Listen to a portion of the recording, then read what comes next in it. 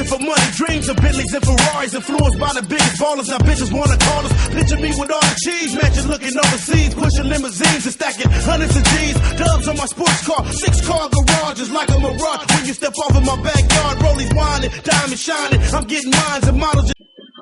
Ladies and gentlemen out there in the kingdom, King JB is definitely back. Obviously, we're going to do the UFC 136 review here today. Don't forget, MMA Affiliates Radio is tonight. Got a huge show planned. I'm putting it all together as we speak, but I am going to take the time, obviously, to give you guys this review today. UFC 136 was, without a shadow of a doubt, the best show of the year. And I knew it was going to be going in. I told you guys that, in my opinion, it was the best stacked card from the beginning to the end of the entire year. And I think it definitely lived up to the hype last night. I'm going to talk about that a little bit, talk about a little bit of Bellator. Bellator 52, I believe, I think it was 52, that was last night, maybe 53, I have to get back in there and check it out. I believe it was maybe 53. Anyway, sorry about that. Anyway, moving on. Obviously, we had a huge show last night at UFC 136. Before we get into it, I want to give a special shout out to all my sponsors. Make sure y'all go check out whatsyourfight.com, sponsor for MMA Affiliates Radio. Go check them out, man. They got some good, definitely some good workouts for a lot of people, much like myself, that are kind of beginners in terms of turning some of the fat that's in the muscle. You know what I mean? And we all get older. We all need a little bit different workout compared to the 20-year-olds, obviously. Big ups to MMAMadhouse.com. Everything you guys do, I appreciate your official sponsor of the MMA Kingdom. Gorilla MMA as well. Make sure you guys go check them out. Full Guard Fight Gear. And the MMA Fit Club. Give everybody, go check everybody out, man. Big ups to all of you guys. Obviously, as I mentioned before, I had the YouTube offline for a few weeks. I was offline for a week myself. But the MMA Kingdom is officially back and stronger than ever. I got another project I'm working on, which I definitely want to advise, all of you to go check out.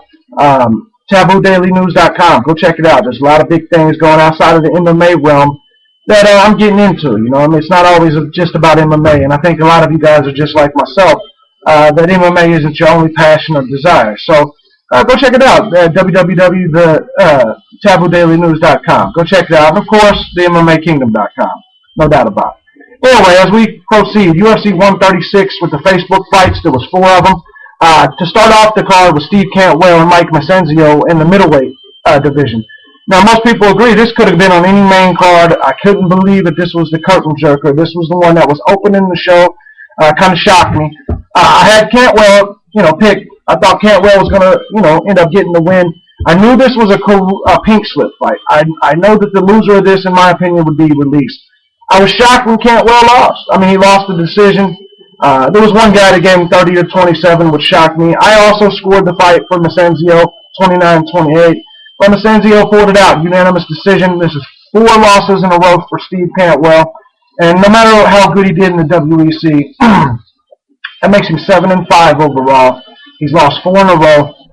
I can't see any possible reason why the UFC and Dana White would continue to have him on the roster. So I think Steve Cantwell will definitely be gone. With that being said, we got to move on to the next middleweight fight between Aaron Simpson and Eric Red Schaefer. Aaron Simpson looked better in this fight than I'd ever seen Aaron Simpson look, ever. His striking was outrageous. Eric Schaefer just looked horrible in this fight, and I was shocked to see how horrible he looked. Aaron Simpson won the unanimous decision, 30-27. He broke Schaefer's nose, I believe. No, it was a cut in his head. He should have finished him a couple of times, but Aaron Simpson, kind of used the old Chuck Liddell train of thought.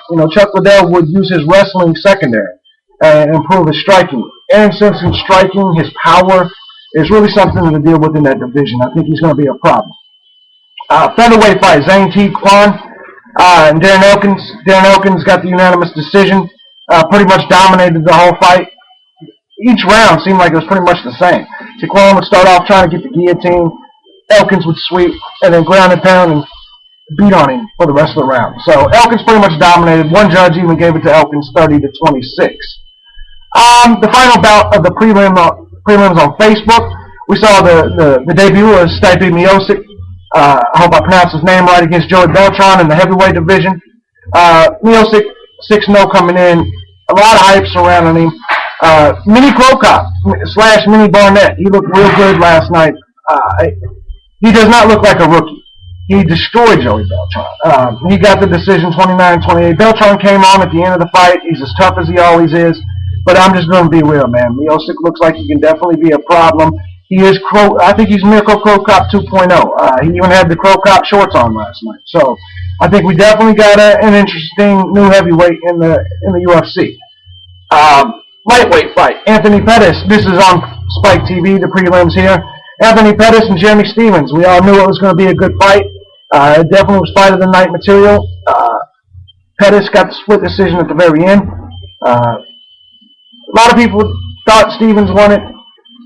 It was real close. But Anthony Pettis, he's not as impressive to me as he is a lot of you guys. I do like him. I do think he's okay. I do not ever see him being, at this moment, a lightweight champion in the UFC. Not when there's still Gilbert Melendez coming. I just don't see it personally. I know a lot of you guys are on this hype train. I just don't see it. I think against Ben Henderson, I think if he fought Ben Henderson again, Ben Henderson would win the fight. That's just the truth. So if you don't agree, that's fine. But anyway, then we had Damian Maia, who got the unanimous decision over Jorge Santiago in the middleweight fight. Neither one of these guys had ever been submitted, so I was kind of hoping to see Maia get the submission of the night here and take him out. That's not quite the way it happened, but Maia got the unanimous decision, 30-27, dominated the entire fight, kept taking him down at will. Just a grappling, he made a Brazilian black belt and Santiago look like he had never even took a jiu-jitsu class. Just being honest, all Santiago did was defend. He never showed any real offense. Now we're going to move on to the pay-per-view. I told you motherfuckers that Joe Louise on J-Lo was a dangerous fight for Melvin Guillard. I knew Melvin Guillard should not have taken this fight if he wanted to remain as a top contender for the 155 title. But I commend him for having the nuts to do it. I said it before the fight that if Melvin Guillard has any of that shit that he has where his mental mistakes come into play here, that Joe Louise would submit him in a hurry. And I'll be goddamn. It's exactly what happened. I believe it was 57 seconds into the fight, 47 seconds into the fight, Joe Louise got the submission win. Melvin Guillard, obviously, no longer a top contender. Leonard Garcia, Nam Fan, another great fight by these two. By the way, Louise got a rear naked choke. That's how he got the submission. But anyway, Garcia and Fan, another great fight. Fan, he dominated for the first 2 rounds. I give Fan his props, but it was close enough to where it was definitely fight of the night, fight of the year candidate, no question about it. Again, Fan got the unanimous decision over Garcia. Garcia made it very interesting at the end, though, no question. He came back strong. You know how Leonard Garcia is. He puts it all out there. Chael Sonnen is as good as we think he is. Chael Sonnen is that great. He dominated and destroyed Brian Stann easily. We're talking slams. We're talking suplexes. We're talking about smothered the shit out of him and then got the submission. It was the first round, I believe. No, second round, 3 minutes, 51 seconds. The arm triangle choke. All you people talking about Sonnen in these triangles, he submits Brian Stann with the arm triangle. So, I mean, the bottom line of it is Chael Sonnen looked very good. I think he's definitely the number 1 contender for Anderson Silva. I don't necessarily say that he's going to beat him. I don't necessarily think he's going to beat him. But at the same time, I do think that Anderson Silva will have a fight on his hands. No question about it. Now, as we proceed, the featherweight championship. Jose Aldo, Kenny Florian. Jose Aldo, he obviously got the win in unanimous decision. Florian looked real good in round 1. I really thought that Florian was going to put up the closest fight Aldo's ever had. It ended up not necessarily being that way. But around the 3rd round, Aldo got in there, got his kicks in, and started, scoring serious points. Big ups to Kenny Florian, though. He fought his heart out. It was definitely a good fight, but Jose Aldo got the decision at the end. I think a lot of us knew that was coming. Frankie Edgar, Gray Maynard, I thought we were going to see fight 2 all over again. Gray Maynard, I scored round 1, 10-8 again for Maynard. He came out, did the damn thing, but Edgar fought back, and he fought back, came back. 4th round, 3 minutes, 54 seconds left. He knocks out Gray Maynard. Yes, I said it. He knocked him cold. That was it. Gray Maynard, obviously, he can't argue that he needs a rematch now. Bottom line is, Maynard was knocked out. Frankie Edgar really is the UFC lightweight champion. We got to see Gilbert Melendez and Frankie Edgar now. That's the fight that I feel we have to see after UFC 136. Not to mention Chael Sonnen and Anderson Silva. Quick word on that. Chael Sonnen did get on the mic and challenge Anderson Silva to Super Bowl weekend. He basically said that Chael Sonnen would put his career on the line if Anderson Silva would put his stay in the division on the line. He said, if I win, you leave the division. If you win, I'll retire I'll leave the UFC.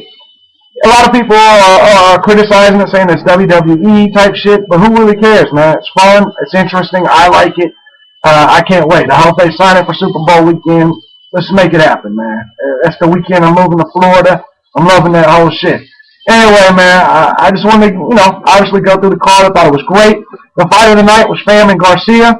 Knockout of the night, obviously Frankie Edgar, and the submission of the night, obviously Joe Lauzon. They each got $75,000 for the troubles. Now, with that being said, great show. In Bellator, we now have Ben Saunders. He's going to be fighting my boy, Douglas Lima, in the finals, man. Both of them recent guests on MMA Affiliates Radio. Winner of that, obviously, is going to move on.